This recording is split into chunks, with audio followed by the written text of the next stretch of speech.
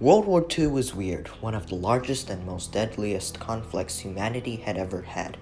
Many new and unique weapons were developed, and the people had gotten quite creative, which meant that there were a lot of really weird and strange weapons created for the war. One of the strange weapons from World War II I found the most interesting was the glove gun. I first found out about the glove gun from this YouTube video shown here. Theoretically, the glove gun was basically a Smith & Wesson single-shot pistol mounted onto a glove.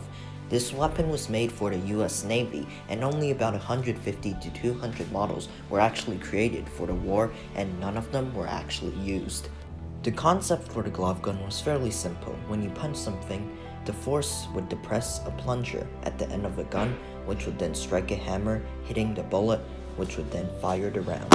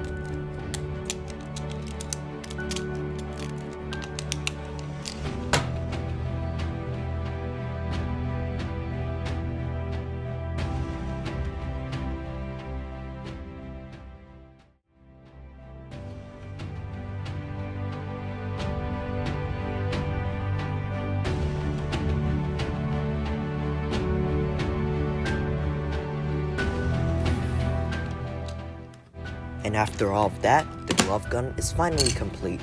I'll explain how it works. There's this plunger here that moves back and forward.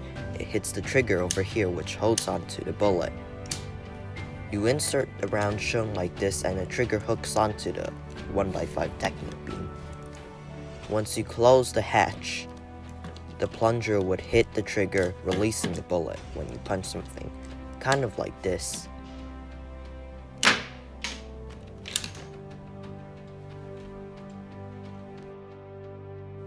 At first, when I was building the gun itself, I had no idea how I would mount it onto the glove. However, once I was done, I realized I could just slide it under the adjustable straps, tighten it up, and lastly, after that, I would add a 4x6 plate onto it, which should then stable the gun into place. This seems fragile, however, it actually came out pretty strong.